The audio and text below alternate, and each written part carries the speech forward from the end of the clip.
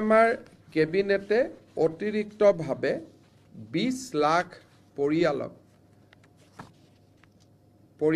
জনসংখ্যাক 20 লাখ জনসংখ্যাক পৰিয়াল যদি আমি এভাৰেজ 4 জন কৰি ধৰো 5 লাখ হ'ব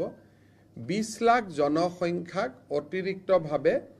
ৰেশন কাৰ্ড দিয়াৰ বাবে সিদ্ধান্ত গ্ৰহণ কৰে 15 ছেপ্টেম্বৰৰ পৰা ৰাইজে আবেদনো কৰিব পাৰিব আৰু জিলা ভিত্তিক বিতৰণো আমি 15 ছেপ্টেম্বৰৰ আগতে আমি কৰি দিম ইউৰ ৰাইজৰ বাবে এটা সহায় হ'ব যে 20 লাখ লোকে অতিৰিক্তকৈ ৰেশন কাৰ্ড লাভ কৰিব আমাৰ কেবিনেটে অতিৰিক্তভাৱে 20 লাখ জনসংখ্যাক 20 লাখ জনসংখ্যাক পৰিয়াল যদি আমি এভাৰেজ 4 জন কৰি ধৰো 5 লাখ হ'ব 20 লাখ জনসংখ্যাক অতিৰিক্তভাৱে ৰেশন কাৰ্ড দিয়াৰ বাবে সিদ্ধান্ত গ্ৰহণ কৰে 15 ছেপ্টেম্বৰৰ পৰা ৰাইজে আবেদনো কৰিব পাৰিব আৰু জিলা ভিত্তিক বিতৰণো আমি 15 ছেপ্টেম্বৰৰ আগতে আমি কৰি দিম ইউৰ ৰাইজৰ বাবে এটা সহায় হ'ব যে 20 লাখ লোকে অতিৰিক্তকৈ ৰেশন কাৰ্ড লাভ কৰিব আজি কেবিনেটত লোৱা এটা ডাঙৰ সিদ্ধান্ত হ'ল অৰুণোদয় আঁচনিৰ সম্প্ৰসাৰণ আজিৰ ডেটত 27 লাখ ব্যক্তিয়ে অৰুণোদয় আঁচনিৰ সুবিধা লাভ কৰি আহিছে এতিয়া আমি প্ৰতি সমষ্টিতে আৰু 10,000 কৈ অৰুণোদয় আঁচনিৰ আমি হিতাধিকাৰী দিব খুজিছোঁ যি ধৰণে আমি লোকসভা নিৰ্বাচনত আপোনালোকে জানে যে আমি সমীক্ষা পত্ৰ বিতৰণ কৰিছিলোঁ সমীক্ষা পত্ৰবিলাক উভতি আহিলে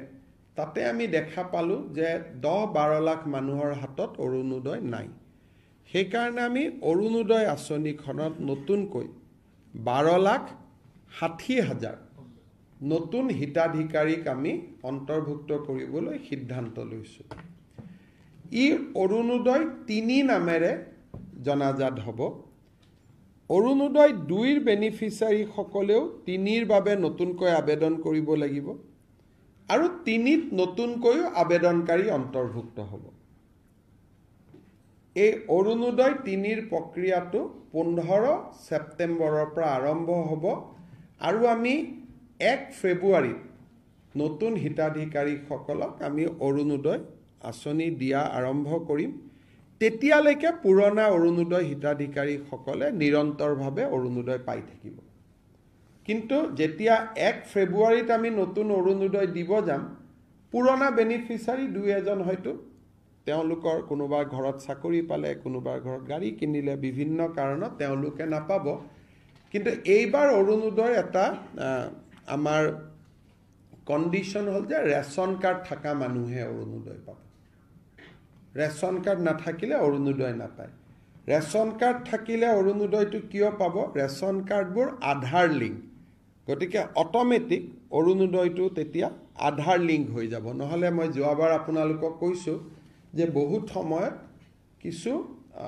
অৰুণোদয় বেনিফিচিয়াৰীত কিছুমান মানুহৰ নাম সোমাইছে যাক বিচাৰি পাব দিগদাৰী হয় পিছত